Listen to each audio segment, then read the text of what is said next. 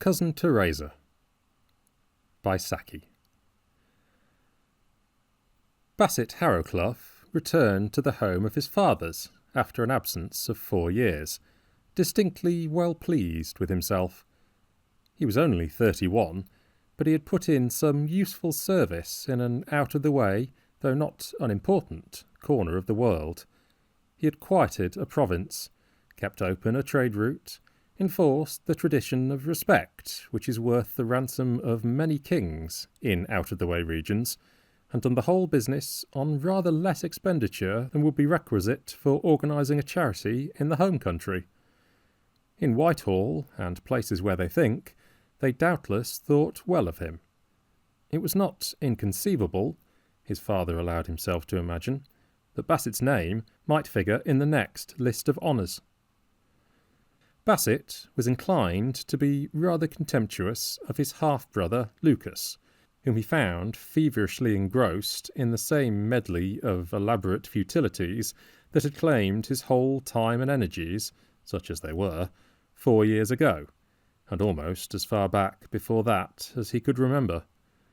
It was the contempt of the man of action for the man of activities, and it was probably reciprocated. Lucas was an over-well-nourished individual, some 9 years Bassett's senior, with a colouring that would have been accepted as a sign of intensive culture in an asparagus, but probably meant in this case mere abstention from exercise.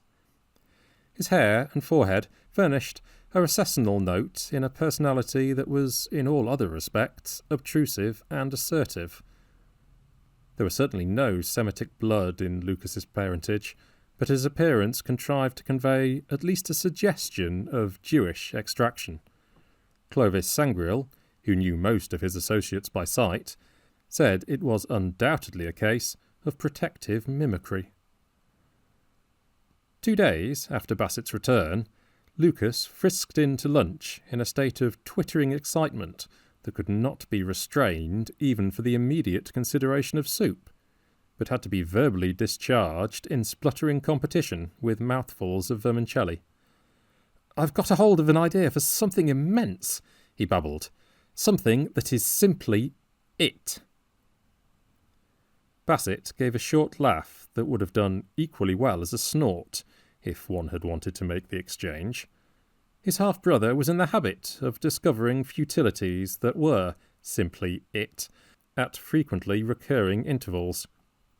The discovery generally meant that he flew up to town, preceded by glowingly worded telegrams, to see someone connected with the stage or the publishing world, got together 1 or 2 momentous luncheon parties, flitted in and out of Gambrinus for 1 or 2 evenings, and returned home with an air of subdued importance and the asparagus tint slightly intensified.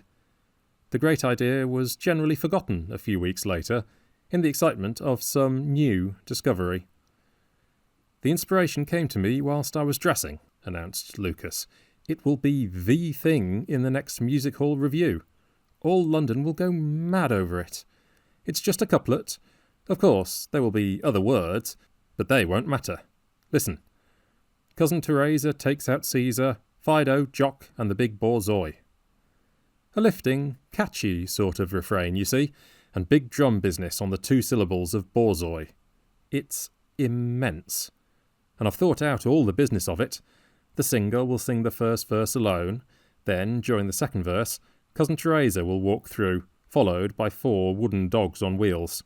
Caesar will be an Irish terrier, Fido a black poodle, Jock a fox terrier, and the borzoi, of course, will be a borzoi.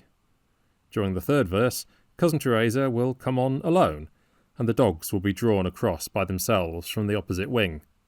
Then Cousin Teresa will catch on to the singer and go off stage in one direction, while the dogs' procession goes off in the other, crossing en route, which is always very effective. There'll be a lot of applause there, and for the 4th verse, Cousin Teresa will come on in sables, and the dogs will all have coats on. Then I've got a great idea for the 5th verse. Each of the dogs will be led on by a nut, and Cousin Teresa will come on from the opposite side, crossing en route, always effective, and then she turns round and leads the whole lot of them off on a string, and all the time everyone singing like mad, Cousin Teresa takes out Caesar, Fido, Jock, and the big borzoi.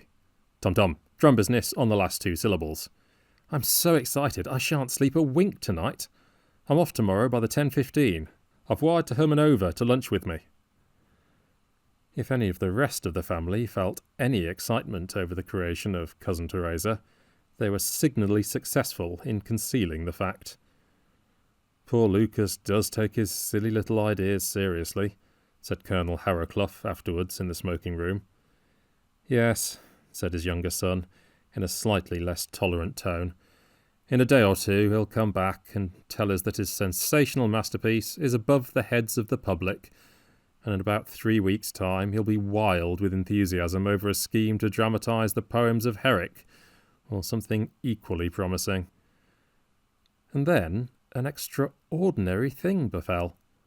In defiance of all precedent, Lucas's glowing anticipations were justified and endorsed by the course of events.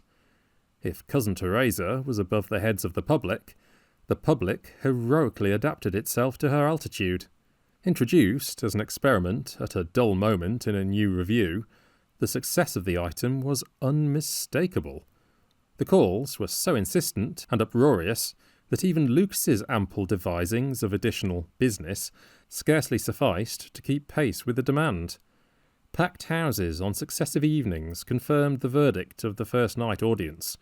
Stalls and boxes filled significantly just before the turn came on, and emptied significantly after the last encore had been given. The manager tearfully acknowledged that Cousin Teresa was it. Stagehands and supers and programme sellers acknowledged it to one another without the least reservation. The name of the review dwindled to secondary importance, and vast letters of electric blue blazoned the words Cousin Teresa from the front of the great palace of pleasure. And of course, the magic of the famous refrain laid its spell over all the metropolis. Restaurant proprietors were obliged to provide the members of their orchestras with painted wooden dogs on wheels, in order that the much-demanded and always conceded melody should be rendered with the necessary spectacular effects, and the crash of bottles and forks on the tables at the mention of the big borzoi usually drowned the sincerest efforts of drum or cymbals. Nowhere and at no time could one get away from the double thump that brought up the rear of the refrain. Revellers reeling home at night banged it on doors and hoardings. Milkmen clashed their cans to its cadence. Messenger boys hit smaller messenger boys, resounding double smacks on the same principle. And the more thoughtful circles of the great city were not deaf to the claims and significance of the popular melody. An enterprising and emancipated preacher discoursed from his pulpit on the inner meaning of Cousin Teresa, and Lucas Harrowcluff was invited to lecture on the subject of his great achievement to members of the Young Men's Endeavour League, the 9 Arts Club, and other learned and willing-to-learn bodies. In society, it seemed to be the one thing people really cared to talk about. Men and women of middle age and average education might be seen together in corners earnestly discussing, not the question whether Servia should have an outlet on the Adriatic, or the possibilities of a British success in international polo contests, but the more absorbing topic of the problematic Aztec or Neolithic origin of the Teresa motif. Politics and patriotism are so boring and so out of date, said a revered lady who had some pretensions to oracular utterance. We are too cosmopolitan nowadays to be really moved by them. That is why one welcomes an intelligible production like Cousin Teresa, that has a genuine message for one. One can't understand the message all at once, of course, but one felt from the very first that it was there. I've been to see it 18 times, and I'm going again tomorrow and on Thursday.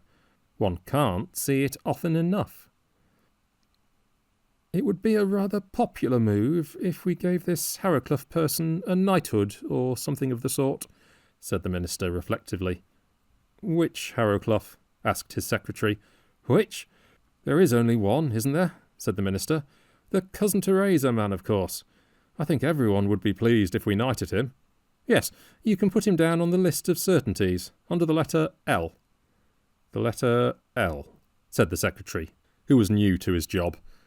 Does that stand for liberalism or liberality? Most of the recipients of ministerial favour were expected to qualify in both of those subjects. Literature, explained the minister.